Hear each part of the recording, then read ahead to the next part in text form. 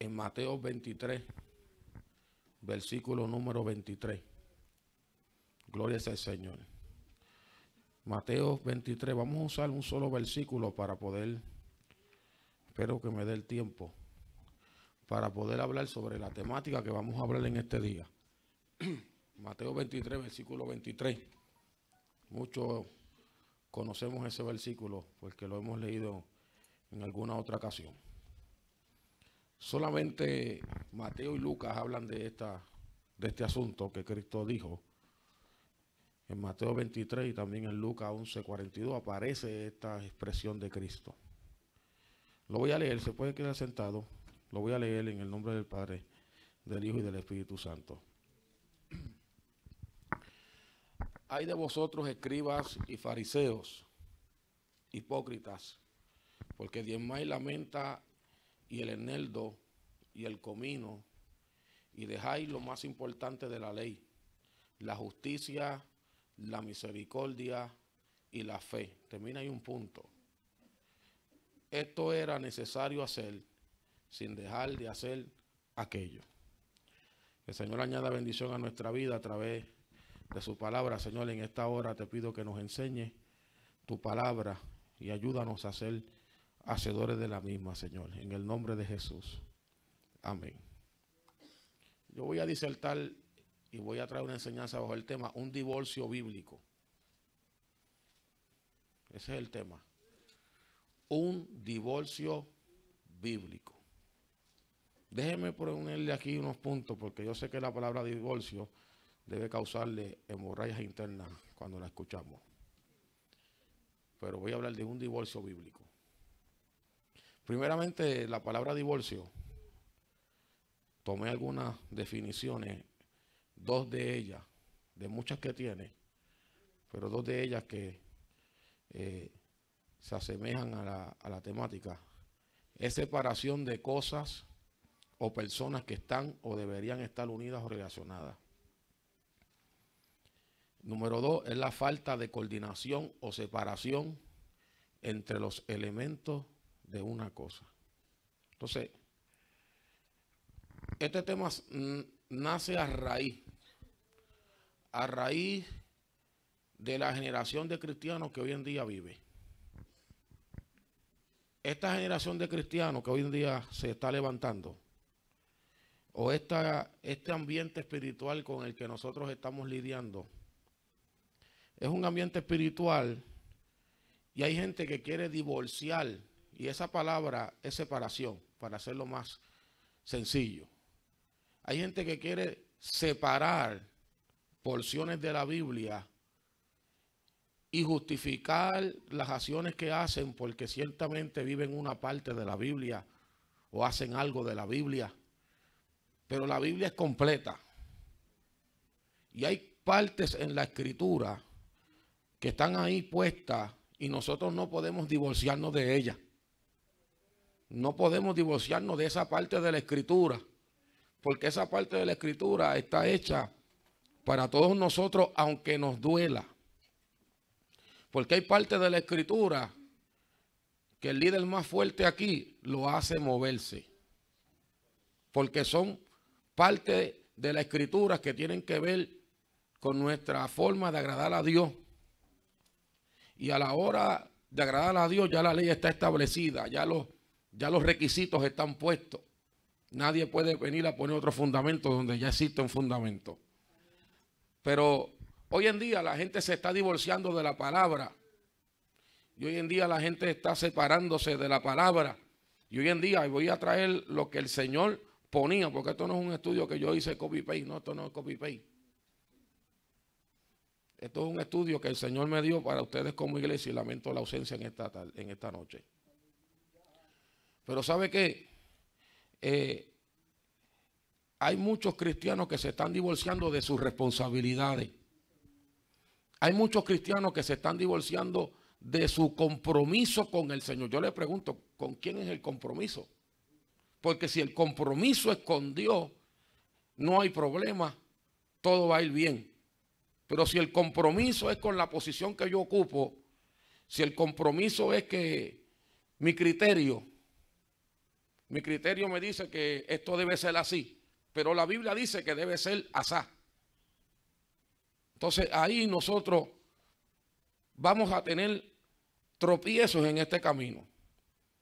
Cuando Cristo expresa esta expresión, está hablando de los fariseos y de los escribas. Los fariseos pertenecen, para aquellos nuevos convertidos, aquellos que quizás todavía no saben bien quién eran los fariseos.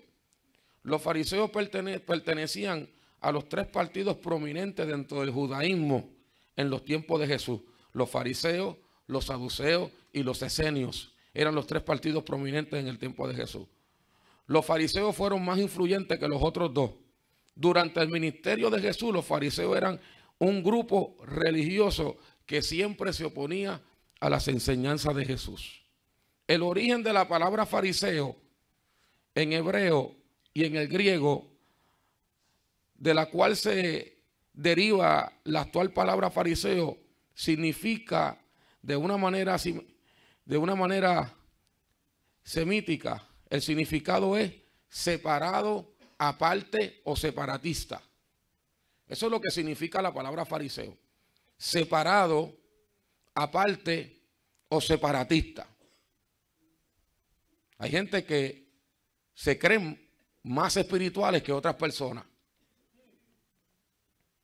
Hay personas que piensan que porque han alcanzado unos niveles espirituales pueden sentarse en la silla de un juez.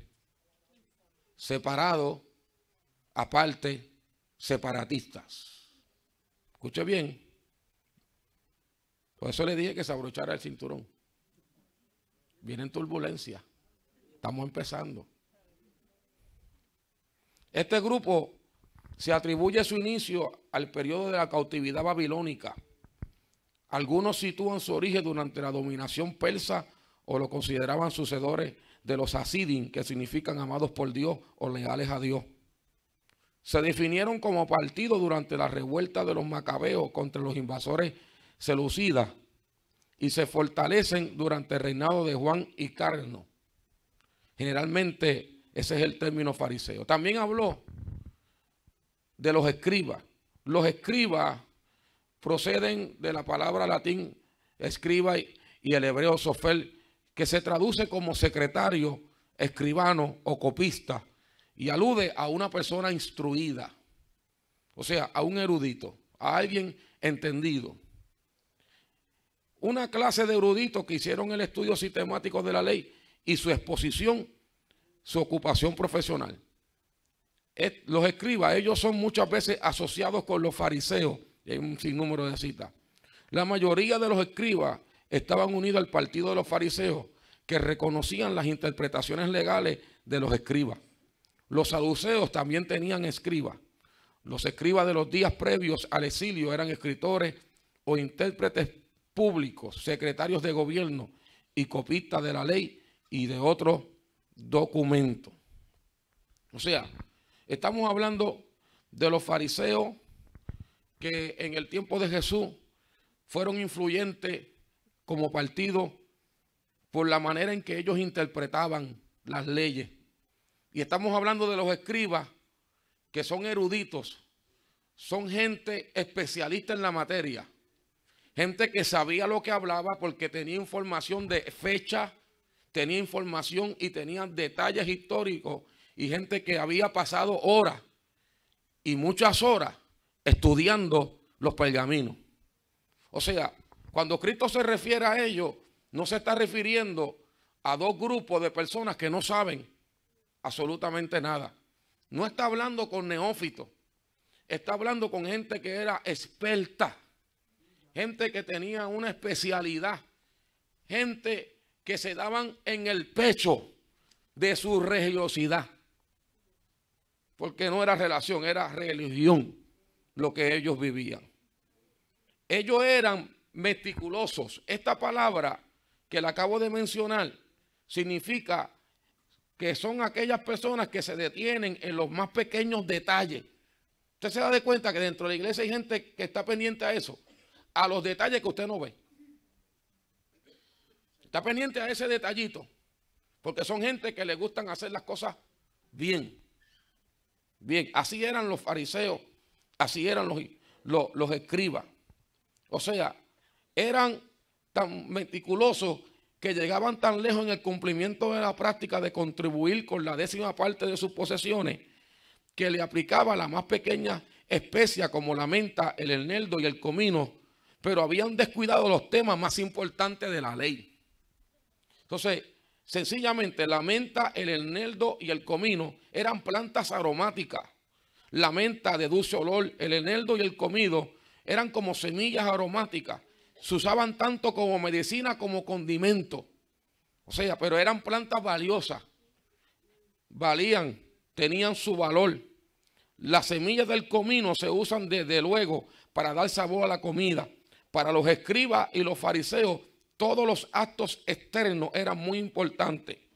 Entonces, Cristo, de tantas reclamaciones que hizo en este capítulo, Cristo le deja saber a ellos esta famosa frase, esta frase que es una frase muy abierta, porque en ella se pueden incluir muchas cosas.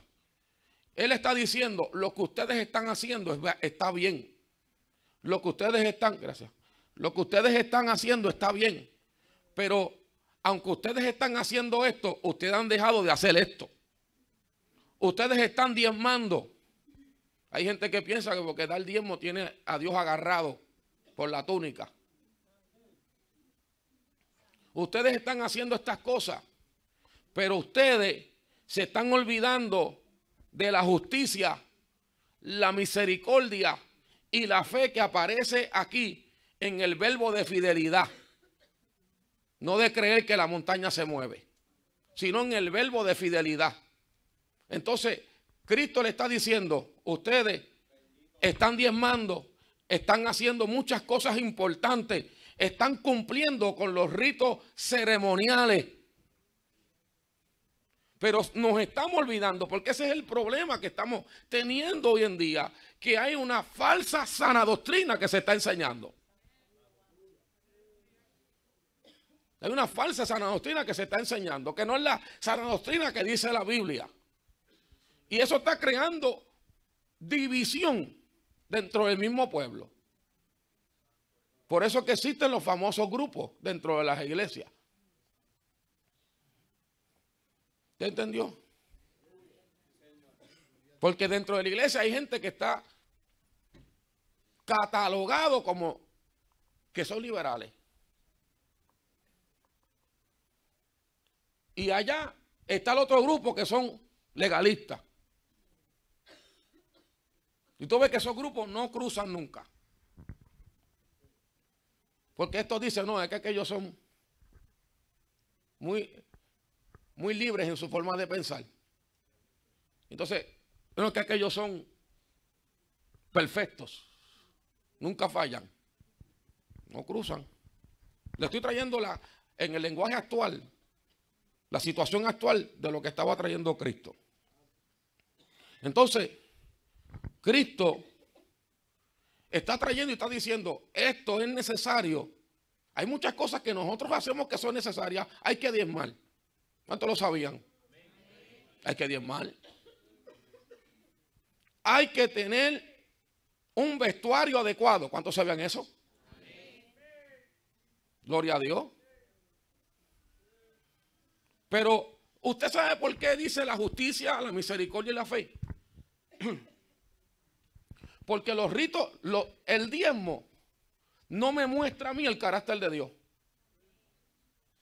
Muestra lo que usted hace. ¿Qué es lo que muestra el carácter de Dios en un cristiano? La justicia. La justicia. ¿Por qué la justicia? La justicia, porque la justicia tiene que ver con el tratamiento correcto del prójimo. ¿Seré yo justo con mi hermano? ¿Seré yo justo con mi cónyuge? ¿Seré yo justo con mis hijos? ¿Seré yo justo con mi enemigo? Eso habla del carácter de Dios. La gente ve tu justicia y ve a Dios. Porque solo Dios es justicia. Y todos aquellos que servimos debemos practicar la justicia de Dios. Misericordia. Gente que no tiene misericordia como dice las cosas. Hay gente que se le olvidó que ellos cuando empezaron fallaban más que un carro. Y se le olvidó que cuando ellos empezaron eran más ignorantes del que ellos acaban de decir que es un ignorante. Misericordia es la disposición de mostrar compasión y ayudar al prójimo. ¿Qué es lo que muestra el carácter de Dios? La compasión. Si cuando Cristo vio al pueblo y Él los vio como ovejas que no tenían pastor, dice que tuvo compasión de la multitud. El que nosotros seamos, como muchos categorizan, el que alguien sea estricto, el que alguien sea conservador, no significa que no pueda mostrar misericordia. Por eso es que hay gente.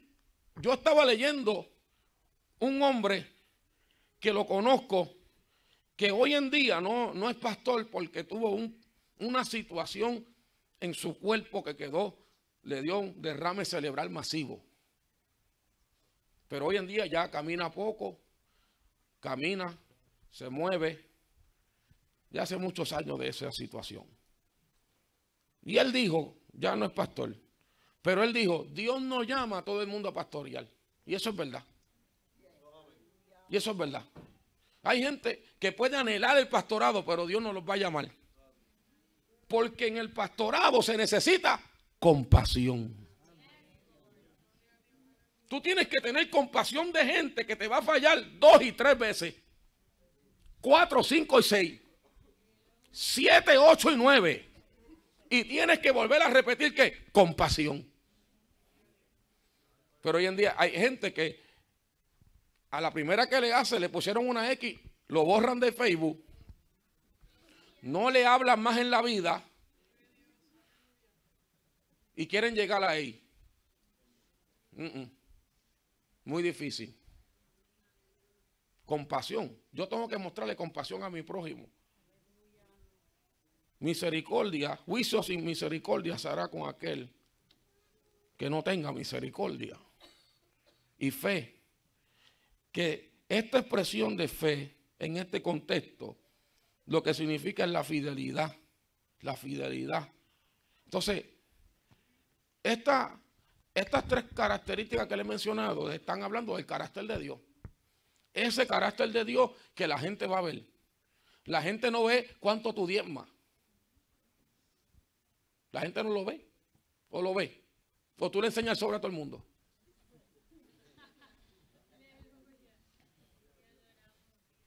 Eso es algo tuyo entre Dios y lo administrativo de una iglesia que lleva conteo. Pero la gente ve la justicia tuya. La gente ve la misericordia tuya. La gente ve la fidelidad tuya. Eso sí la gente lo ve. Porque eso está identificando el carácter de Dios en la vida de un creyente. Por eso dije al principio, y voy a repetir lo que escribí aquí. Vivimos dentro de una generación de cristianos que han hecho un divorcio bíblico. Y eso ha traído una división entre los mismos feligreses. Y hay quienes han apegado más a lo interno que a lo externo. Y otro grupo que le ha hecho más énfasis al externo que lo interno. Yo quiero comenzar los puntos que tengo. Y para el beneficio de los que están llegando, estoy trayendo una enseñanza bajo el tema un divorcio bíblico. Gente que se ha separado, gente que ha creído separarse de porciones de la Biblia y sencillamente las demás cosas tomarlas como cosas triviales. Yo primeramente quiero hablarles en relación a la santidad. Yo quiero hablar de la santidad inmediatamente. ¿Qué dice la Biblia de la santidad interna? Mateo 15. Vamos a la Biblia. ¿Qué es lo que dice la Biblia de la santidad interna? En Mateo 15. Versículos 18 y 19. ¿Qué es lo que dice? Alguien que lo lea con voz de trompeta. Amén. Amén. Díganos. Mateo 15, versículo 18. Sí, por favor.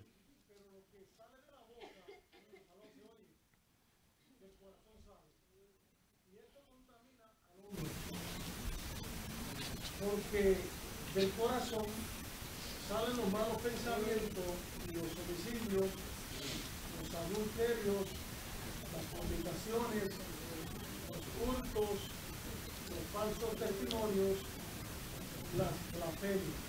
Bien. Eso ahí está hablando de una santidad que interna. Nadie ve lo que está mencionado ahí, nadie lo ve. Nadie lo ve. Nadie lo ve. Entonces, esto yo lo aplico en este estudio a los que por fuera tienen una santidad externa, pero nadie lo ve por dentro. Nadie lo conoce por dentro, pero tienen una santidad externa que cualquiera que los diga, este es candidato a santo. Pero por dentro tiene envidia, por dentro tiene celo, por dentro, ponte la falda larga, pero ponte la vestidura por dentro primero. Porque la Biblia dice, vestidos de misericordia, de amor, por dentro, vístete por dentro. Hay quien está vestido por fuera, pero desnudo por dentro. Entonces, ¿dónde está eso? Canta el coro, pero tiene el corazón lleno de adulterio. Viste como pentecostal, pero fornica.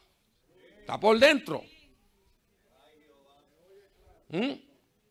Yo le dije que se aguantara el cinturón. Yo no salí, me quedé en el cuarto porque yo tenía que prepararme para dar este estudio y para las caras que voy a ver en el día de hoy.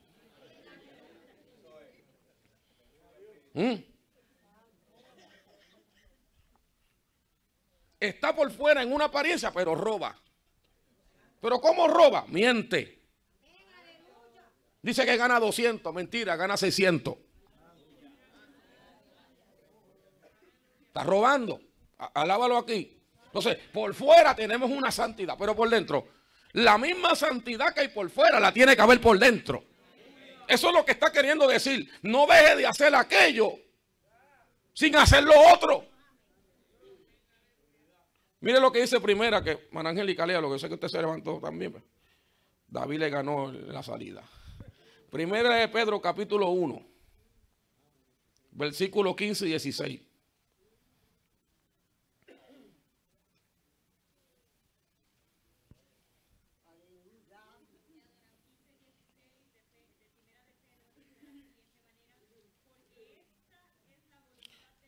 Capítulo 1, perdón. Sí.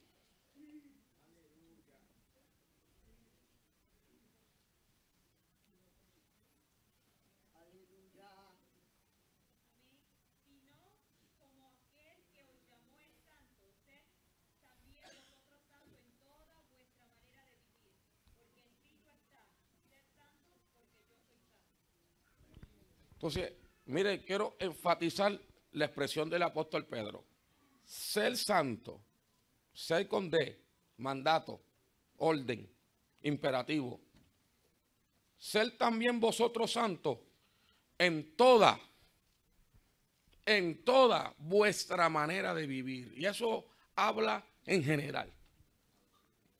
Entonces, está diciendo que tenemos que ser santos en toda vuestra manera de vivir.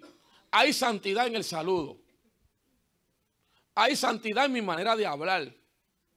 Hay santidad en mi manera de mirar. Hay santidad en mi manera de pensar. Dios te salvó porque Él es santo. Eso estuvo ahí, la santidad estuvo ahí en el Calvario. Entonces, en toda, o sea, no simplemente me voy a enfocar afuera. Y esto no es para que, lo estoy trayendo para que nosotros nos pongamos y lo vivamos de manera personal. No que simplemente nos convertamos en voceros, pero no hagamos nada. Primeramente con nosotros.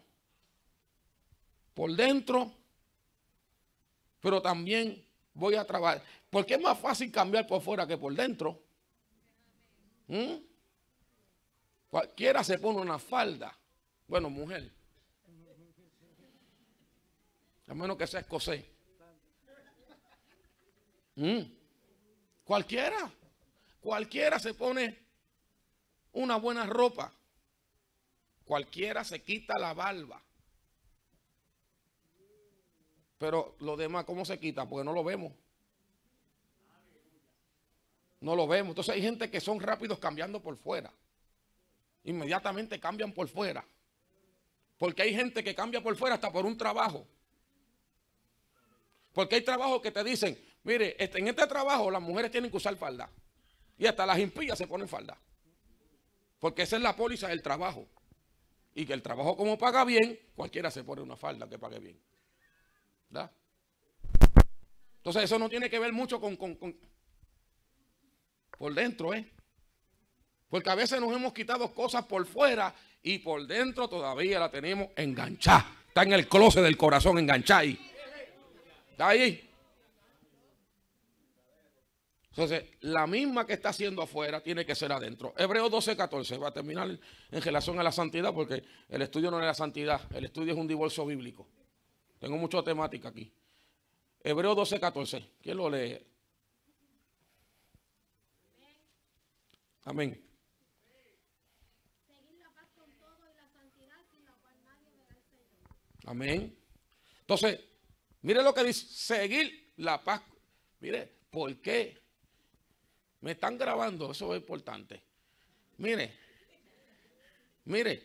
¿por qué nosotros, los conservadores, tenemos una guerra dentro de la iglesia? Si ahí me dice seguir la paz. Sigue la paz con todo. Busca la paz, dijo el salmista, y síguela. Cristo dijo, bienaventurados los pacificadores. Oye, pero qué guerra hay. Qué guerra por el trofeo de la espiritualidad. Qué guerra hay por el más que ora. Pero no podemos tener paz. Cristianos que no pueden comer en una mesa juntos. Entérate. No pueden participar juntos. No sé qué tan atrevidos son que se paran aquí y toman la Santa Cena. Pero no pueden comer en un restaurante juntos. Entonces yo no puedo hacer algo para dejar de hacer otro. ¿Ves que ser cristiano no es como te lo pintan por ahí? No. Seguir la paz con todos. En cuanto dependa de vosotros, estar en paz con todos los hombres. Hay hombres que son difíciles. Hay personas que son requete difíciles. Y posiblemente tú intentaste, te humillaste, pediste perdón y la persona sigue contendiendo. Ya tú hiciste tu parte. Tampoco eres alfombra. Ya hiciste tu parte, pero tienes que estar en paz. Porque entonces viene ese al que tú dices que es contencioso, se arrepiente, se queda y tú por estar sin paz te quedaste. Seguir la paz con todo y la santidad sin la cual nadie verá al Señor. Vamos a la otra temática. Vamos a hablar en relación a la obediencia. Alguien que me lea Hechos 5:29. Hechos 5:29. Si usted avanza, usted me ayuda a dar todo esto que tengo aquí. Efraín. Amén. Respondiendo Pedro y los apóstoles dijeron, es necesario obedecer a Dios antes que a los hombres. Gracias. Este versículo ha sido tergiversado por mucha gente. Usted no ve a la gente que a veces inspirado. Es mejor obedecer a Dios antes que a los hombres. Después que el pastor le llamó la atención. Pero cuando usted estudia, sí, porque yo quiero hablar con los maestros aquí y yo quiero hablar con aquellas personas con entendimiento. Cuando usted estudia, las reglas del estudio de la Biblia le dice que estudie el contexto. Cuando usted va al contexto, ¿por qué Pedro dijo eso? Pedro no le dijo eso a Jesús. Pedro no le dijo eso a Juan. Pedro le dijo eso a los fariseos, a los del Senadrí, que le dijeron, si vuelves a predicar en el nombre de Jesús, te vamos a encerrar. Y entonces él dijo, bueno, si esto es así, pues yo prefiero obedecer a Dios antes que ustedes. Ahí está el contexto sencillo Pero hay personas que dicen, no, yo no me sujeto a hombre alguno. Pues vamos a leer el Hebreo 13:17. Alguien que lo tenga. Hebreo 13:17. Porque entonces tenemos que hablar con Dios para que borre ese versículo. No creo, amén. Obedecer a vuestros pastores y sujetaos a ellos, porque ellos velan por vuestras almas, como quienes han de dar cuenta, para que lo hagan con alegría, no quejándose, porque eso no es. Gracias. Y obedecer termina con D. Entonces ahí, a todos aquellos que dicen, no, porque la Biblia dice que es mejor, porque la Biblia dice que hay que obedecer a Dios y no a los hombres. Y por eso es que yo no me sujeto a nadie. ¿Me está saliendo bien? Estoy tratando de imitar a la gente. ¿Ah? Y por eso es que yo no me sujeto a nadie. Pero entonces viene Pablo, o el que haya escrito este libro. Para mí Pablo, pero dame la teología ya tranquila. ¿Ah? Y dice, obedeced a vuestros pastores. Y sujetaos a ellos. Entonces, como es verdad que yo no voy a obedecer a los hombres en cuanto los hombres quieran que yo vaya en contra de la ley divina, en contra de la ley de Dios. Ahí yo no voy a obedecer a los hombres porque voy en contra de la ley divina. Pero la Biblia me manda a respetar, a obedecer y a sujetarme a los pastores que Dios pone al frente de mí. Porque si Dios supiera, amén, que las iglesias pudieran correr sin pastor, aquí no hubiese pastor. Todos estaríamos sentados. Pero es con pastor. Y hay gente que son pastores de ellos mismos. ¿Qué pasaría sin pastor?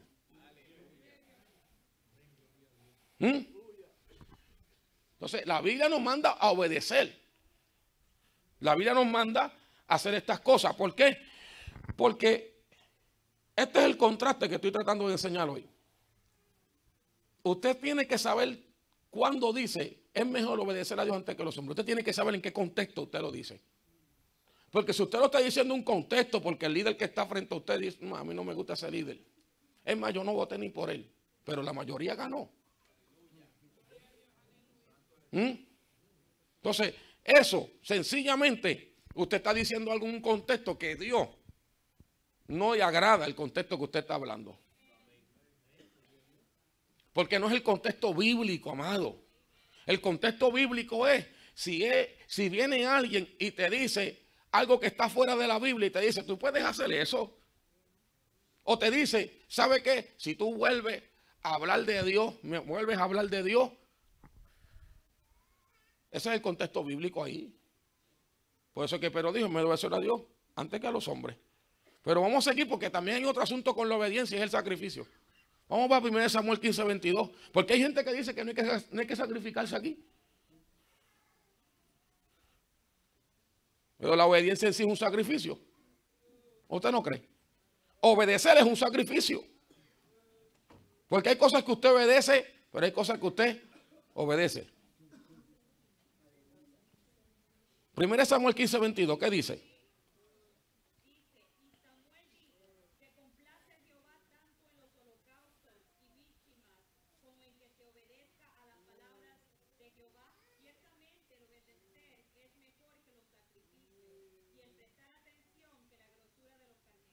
Entonces aquí dice, mire, usted ve, pastor, que no hay que sacrificarse. Dios lo que quiere es obediencia, pastor. Sacrificio no, pero es que en ningún momento el versículo dice que no haga sacrificio. Lo que dice es que la obediencia es mejor que el sacrificio. ¿Pero por qué es mejor? Porque sacrificio sin obediencia no es obediencia. Sencillamente no está diciendo que no podemos sacrificarnos. No está diciendo que no podemos vivir una vida sacrificada.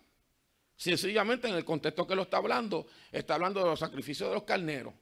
Nosotros lo estamos llevando a la actualidad porque nosotros ya no sacrificamos corderitos, sacrificamos la carne, sacrificamos nuestra voluntad, sacrificamos nuestros deseos. Eso sí nosotros lo sacrificamos.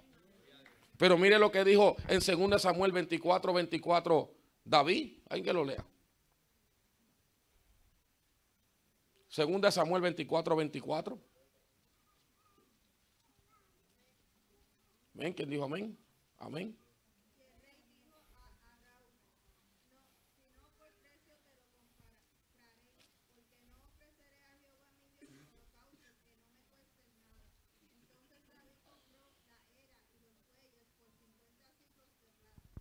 Entonces, ahora David dice, yo a Dios no le voy a ofrecer nada que no me cueste. Yo me voy a sacrificar y voy a pagar. Tú me la quieres regalar, pero yo voy a pagar por ella. Entonces aquí está hablando de que algo me tiene que costar.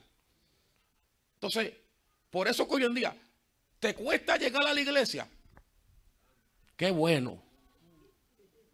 Porque algo te tiene que costar. Porque si no te costara, no llegaras.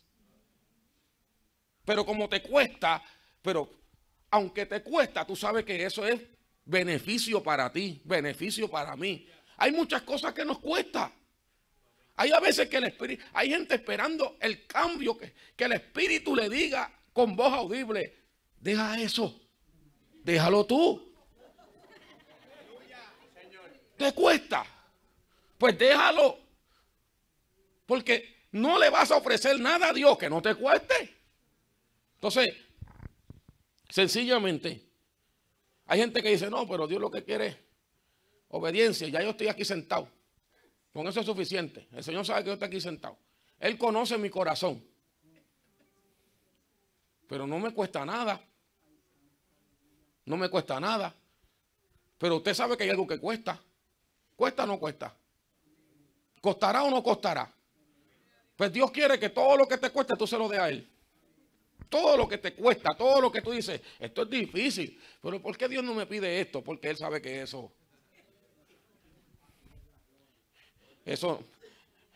Él no te pide eso porque eso no es nada. Pero ¿por qué me pide esto? ¿Por qué Dios me pide que ame al enemigo? Porque cuesta. Una preguntita y usted trata de mirar para el ceiling o para la alfombra.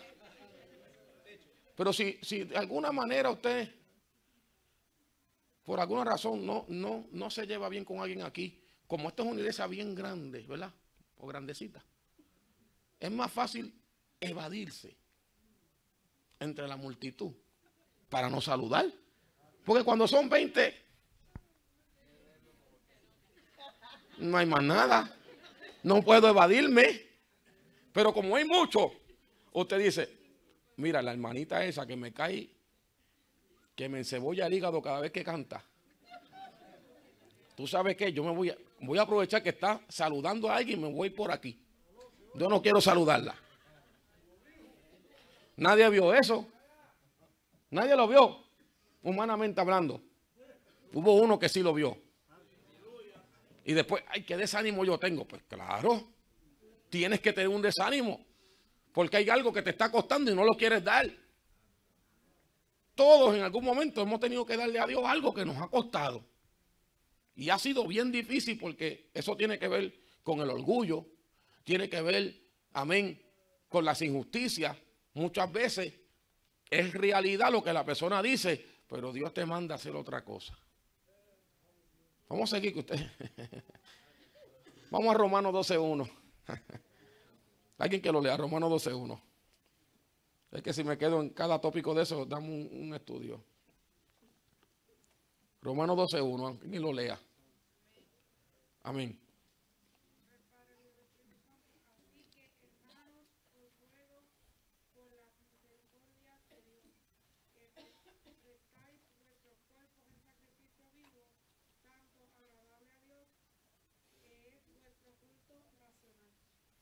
Entonces ahí está. Entonces Dios quiere que presentemos nuestros cuerpos en sacrificio. Ya los sacrificios no están muertos porque los sacrificios de la antigüedad, no. Sacrificio vivo, que es vuestro culto racional. Usted da un culto a Dios con su razón. Con nuestras razones nosotros adoramos a Dios. Con entendimiento nosotros adoramos al Señor. O sea que estamos cuerdos en lo que estamos haciendo. ¿Estamos cuerdos? Aquí nadie puede decir, ay, no estoy cuerdo, fue sin culpa. No, usted está cuerdo. Usted sabe lo que hace. Usted está cuerdo. Puede haber un empujoncito, pero nadie va a hacer algo que esté fuera de lo propio, de lo que está de acuerdo al sentido común, a la lógica del ser humano, a las leyes divinas. Si no está de acuerdo, tiene que estar de acuerdo la persona. Entonces, os ruego por la misericordia de Dios que nos presentemos vuestros cuerpos en sacrificio vivo, santo, agradable a Dios, que es vuestro culto racional. Aquí está. Cuando nosotros aquí, el salmista dijo, sacrifica alabanza a Jehová. ¿Ves? Por eso es que a veces nosotros te motivamos, porque si hay a veces que la carne esa está en avivamiento y tú no quieres alabar a Dios y estás en el culto, estás así con la cara montada, arroz con tropa, ahí. ¿Ah? Y allá el hermano alaba a Dios y tú, yo no voy a alabar a Dios nada. Tú no lo dices, pero lo dices. Yo no voy a alabar a Dios nada. Y más un líder. Un líder que cuando, que entonces están los, porque vuelvo y le digo, están los meticulosos. Están pendientes a todos esos detallitos. Pero ven acá. Ese hermano cuando coge la parte quiere que todo el mundo alabe a Dios. Cuando se sienta, míralo. Le voy a sacar una foto. ¡Tac! Todo es así ahora. Todo es con foto. Míralo ahí. Aplatanado. No alaba a Dios. No adora a Dios. Entonces cuando el hermano se para aquí, usted ve que ese hermano que está pensando eso, no levanta la mano. No, porque él quiere que yo alabe. Él parece que hay algo que toca el micrófono y lo enciende. ¿Usted entiende? Jocosamente, ¿usted entiende? Entonces, vuestro culto racional a Dios, se lo vamos a dar a Dios con entendimiento, se lo vamos a dar a Dios con razón, se lo vamos a dar a Dios sabiendo que vinimos a darle un culto a Dios, no se lo vinimos a dar al que está al frente. No, al que está al frente no se lo vinimos a dar a Dios. Si el que está al frente va por allá por la mayor desesperación en el cántico, usted le está dando un culto a Dios. Usted dice, Señor, no te puedo alabar. Está tan desafinado que yo no te puedo alabar. Usted alábelo porque usted no alaba con el desafinado. Usted vino a darle un culto a Dios. Gócese en la ópera. ¿Ah? Gócese ahí. Y dele gloria a Dios porque usted no está levantando una mano para el hermano. Esto no es aquí política, no. Usted está levantando la mano para Dios. Vamos para el otro. Vamos ahora en relación con contender. Vamos ahí. Vamos a Judas 1:3. Alguien que me lea el libro de Judas, que tiene 21 únicos capítulos. Judas capítulo 1, versículo 3. ¿Ve?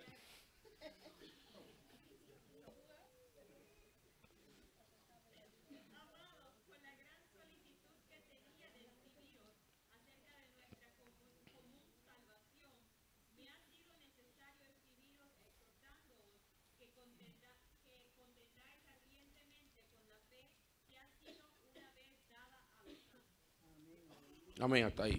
El otro versículo habla de los hombres que han entrado en esa época. Ahora, pero hay quien toma este versículo y se vuelve un contencioso. Y contiende por todo. No, pastor, eso no es así. Aunque usted no lo crea, amado, hay gente que le gusta llamar la atención. Hay gente que le gusta llamar la atención y levantan la mano para que todo el mundo mire para allá. Vamos a contender por la fe. Claro que sí, vamos a contender por la fe, pero no voy a llevar la contienda a irnos a las manos. No que Cristo es, esto es Padre, Hijo y Espíritu Santo, y aquel con él. No, con los tres te voy a dar. No, no vamos a contender. Hay gente que contiende. Mira, amado hermano, hay gente que contiende por tema, pero hay gente que contiende por criterios. Yo te voy a respetar el criterio. Por un criterio. No, la doctrina pesa más. Pero aquí dice que contendamos por la fe, claro, porque hay personas que tenemos que contender. Pero mire, dando yo esta enseñanza, yo contiendo por la fe. Porque yo sé que el mundo está lleno de falsas enseñanzas. y que la mayoría de nosotros los cristianos, el 50% de lo que leemos de Biblia son los mensajes de YouTube y los vivos de redes sociales. La mayoría. Entonces, por eso es que cuando yo veo temas, yo los apunto. Cuando yo veo curiosidades, yo los apunto. Y después me preparo en un estudio. Y vine a contender por la fe. A enseñarle a la iglesia de la cual soy responsable, que es lo correcto. Si después usted sale por ahí y usted quiere seguir repitiendo los disparates de otros, ese va a ser su problema. Pero aquí le vamos a enseñar que es lo correcto. Vamos a contender por la fe, pero no vamos a contender por la fe de manera que nos hagamos enemigos o de manera que se nos vayan los estribos y terminemos a las manos ahí. Inmediatamente, ¿qué va a pasar? Alguien va a sacar el selfie. 2 pastores peleando en vivo. Tiene como 500 personas en vivo viendo el video. Pero vamos a contestar eso. 1 Corintios 11:16, ¿qué dice? 11:16. 1 Corintios 11:16. Léalo, Eri.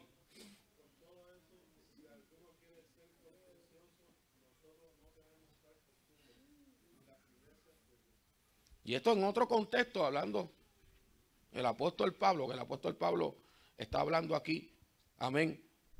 Y en la iglesia de Corinto sucedieron muchas anomalías, pero él mismo dijo, si alguno quiere ser contencioso, si alguno lo quiere ser, nosotros no tenemos tal costumbre. No tenemos tal costumbre, nosotros no vamos a estar en tal costumbre. ¿Por qué? Porque ¿quién se ve afectado en una contienda? Usted no ha visto, nunca ha estado en una escuela bíblica de 2 contenciosos. Y se para uno allá y al otro viene acá. Yo a veces tengo, mire, yo voy a comprarme una camisa que diga árbitro. Voy a ver si allá en Full Locker la venden. Porque a veces uno se tiene que parar y ser árbitro. Se acabó. Porque si algo va a crear contienda, nosotros no somos contenciosos. Porque, ¿por qué no? Que yo quiero que mi punto sea válido. No, eso es orgullo, hermano. Usted quiere que su orgullo sea válido. Si hay alguna discrepancia, si hay alguna manera que no nos podemos entender, hay otro foro más saludable para poder hacerlo. No frente a una congregación que hay fuertes y débiles. ¿Estamos aquí? Vamos a leer 2 Timoteo 2. 2 Timoteo capítulo 2, versículo 23 al 26. ¿Alguien qué? 23. 2 Timoteo capítulo 2, versículo 23 al 26. Pero desecharéis las cuestiones necias e insensatas, sabiendo que engendran contiendas. Porque el siervo del Señor no debe ser contencioso, sino amable para con todos, apto para enseñar, sufrido. 25, ¿verdad? Sí, hasta el 26. Que con mansedumbre corrija a los que se oponen. Por ti, quizás Dios les concede que se arrepientan para conocer la verdad. ¿Y el 26? Y escapen del lazo del diablo en que están cautivos a voluntad de él. O sea, aquí, en esta carta pastoral, porque las cartas de Timoteo, la carta de Tito, son cartas pastorales. Es muy importante leer esas cartas porque esas cartas tienen una educación pastoral para la congregación. Entonces él le dice ahí, desecha cuestiones necias e insensatas. Hay gente que quiere pelear porque que la araña tiene 10 patas.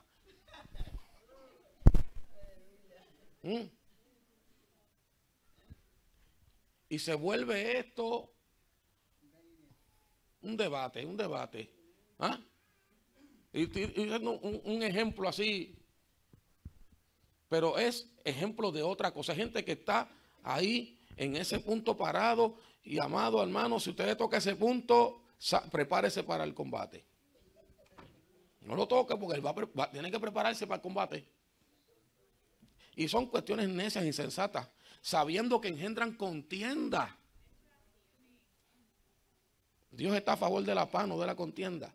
Porque el siervo del Señor no debe ser contencioso.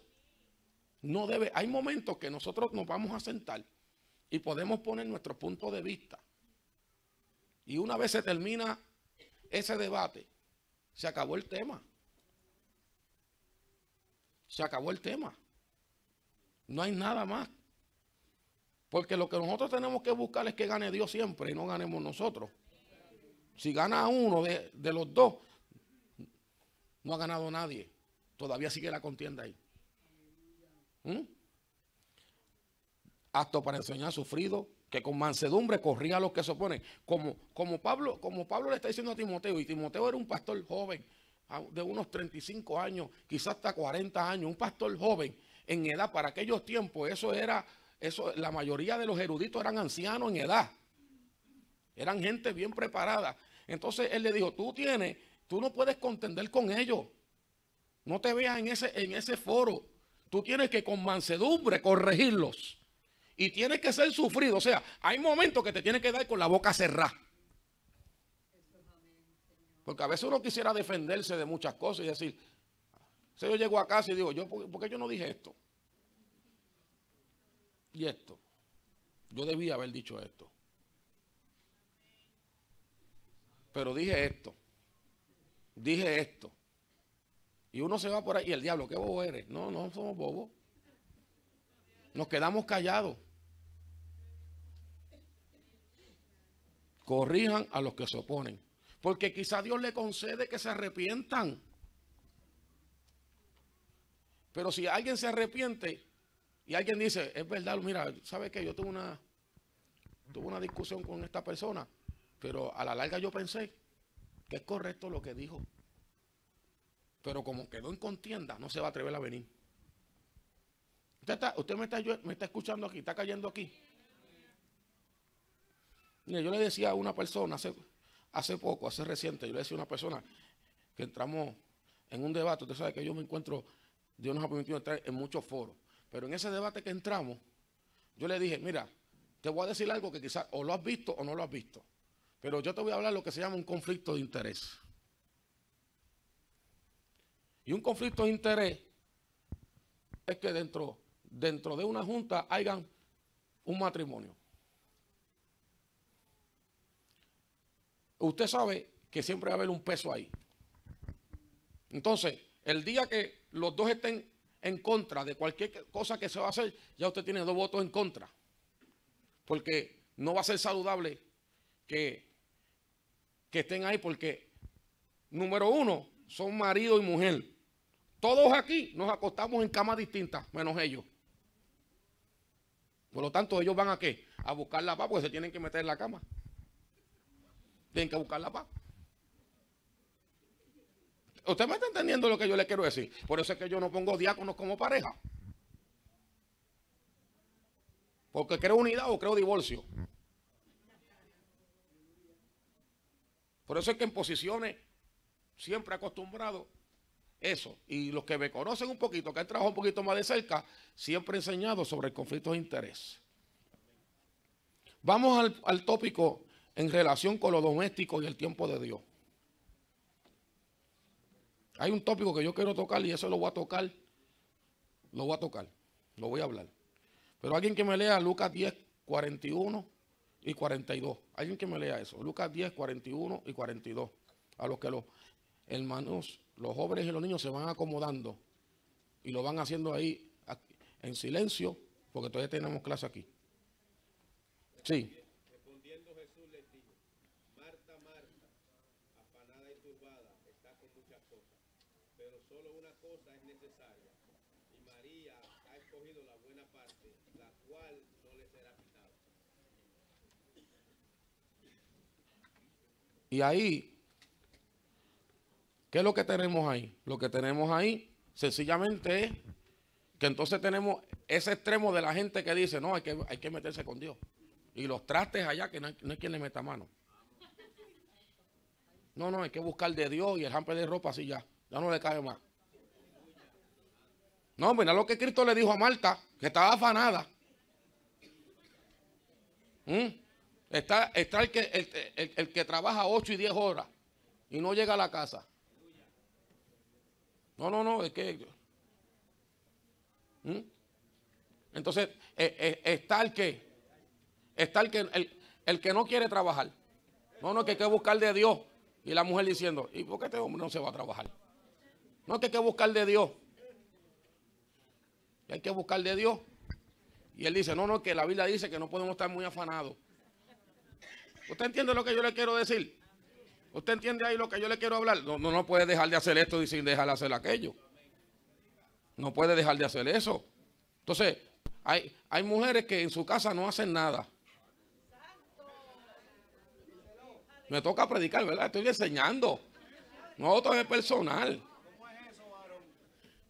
No hacen nada. Y que porque trabajan. ¿Y los fines de semana?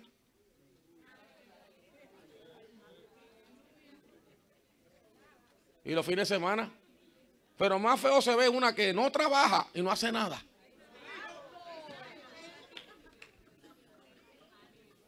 Y usted nos reímos, ¿verdad?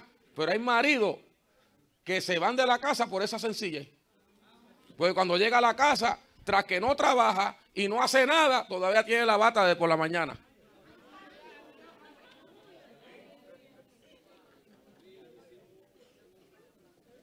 Y el marido cuando entró, el marido que ha estado luchando en la calle con todas las moscas del camino. Y llegó a la casa y se encontró con un cucubano.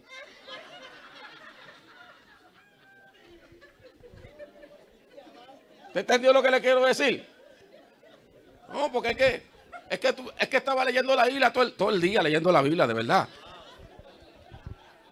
De verdad. ¿No llegaste a Efesios capítulo 5 por casualidad? O sea, hay gente que se va al extremo, amado. Hay gente que se va al extremo. Entonces están las otras que, mire, eso es limpia que limpia, limpia que limpia, y limpia que limpia. Son las 7 de la noche y ya limpiando todavía. Ya guayaron a los zetas porque ya no sale más nada. No sale más nada. Y ella es ahí. Y el marido, vámonos que es tarde. No, espérate que todavía esto está sucio.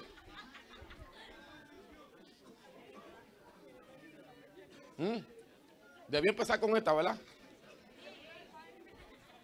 Entonces, no es que no vamos a buscar a Dios, pero hay momentos, no. El zafacón lleno, ya mira, ya tiene peste porque la carne lleva 2 días ahí.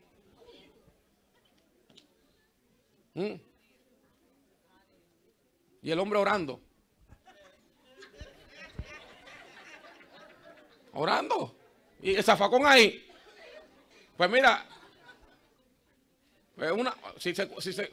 Si la mujer es brava, le iba a decir, pues mira, no sé lo que va a hacer Dios contigo, pues acaba y levántate de ahí. Que tú no estás orando nada. Vete a botarme la basurita.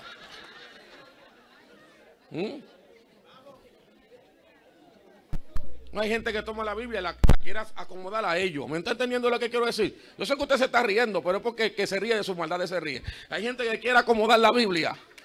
A ellos. No. A ellos no. Hay que acomodarla. Pero vamos a dejarlo ahí. Eso es por encimita. Vamos a terminar con este. Este es en relación con el orgullo espiritual y la humildad. Vamos a terminar. Gloria al Señor. Y este nos habla, para ahorrar el tiempo, este nos habla del fariseo y el publicano. Y el fariseo puesto en pie oraba consigo mismo. De esta manera. O sea, que no oraba con Dios, oraba con él mismo. Dios, te doy gracias porque no soy como los otros hombres, ladrones, injustos, adúlteros, ni aún como este publicano. ¿Habrá gente así? Ayuno 2 veces a la semana. Va pasando hambre el hombre. Doy diezmo de todo lo que gano. Mas el publicano, estando lejos, no quería ni alzar los ojos al cielo, sino que golpeaba el pecho diciendo, Dios, sé propicio a mí, pecador. Os digo que este descendió a su casa justificado antes que el otro, pero cualquiera que se enaltece será humillado, y el que se humilla será enaltecido. Mira, amado, a veces hay orgullo espiritual dentro de la feligresía de una iglesia. Y está aquel, porque no se pierde una vigilia, y le dice al otro, eso es lo que es una pelota de carne con ojo, porque ese no va a la vigilia, no va aquí. Entonces hay que tener siempre ese cuidado, porque mi abuelito me decía, no todo lo que tú piensas lo dices. mejor lo ora. Mejor lo ora porque puede ser verdad como no puede ser verdad. Yo he visto gente que por su trabajo, escuche bien, no porque están sentados viendo televisión, por su trabajo, he visto gente que por su trabajo no pueden llegar a la iglesia y conservan una vida espiritual más saludable que los que vienen 3 días. ¿Y cómo usted se pregunta? ¿Cómo usted hace eso? Porque es que el vivir para Dios no es 4 paredes. Es una relación con Dios. Es una relación con Dios. Eso no justifica que no tiene que llegar. No, pero si por su trabajo no pudiera llegar. Por eso es que hay personas que dicen, pastor, me tuve que buscar este trabajito de 11 a 7. Y hay gente que de 11 a 7 se mantiene. Pero hay gente que de 11 a 7, ya las 3 semanas están sin aceite. Entonces, si tú mire, escuche bien, Dios te conoce. El diablo te conoce. Y tú tienes que conocerte también. Y si tú sabes que ya has tenido trabajo de noche y siempre que tienes un trabajo de noche terminas escuchando por allá despacito. ¿Ah? No, es que esa es cristiana ahora. Hay una cristiana, pastor, usted no sabía esa. Hay una cristiana, pero el ritmo sigue siendo mundano. El ritmo sigue siendo mundano. No es que es cristiana, pastor. Es que ¿quién dijo que las canciones eran cristianas? Son inspiradas por Dios. Pero las 3 semanas está, mira, ya otra vez. Si le gustaba la salsa allá de Héctor Lavoe, allá vuelve. Para allá. Para allá vuelve. Porque se descuida. Pero hay gente que está trabajando de 3 a 11, de 11 a 7, y ellos dicen, yo prefiero perder el sueño, pero no perder la bendición de Dios. Y ahí están, con lucha, con trabajo, con fatiga, pero ahí están. Entonces, mira, mis amados hermanos, por más que usted se bañe, se puede ir ya, nos podemos ir del aire. Por más que usted se bañe, le sale tierra.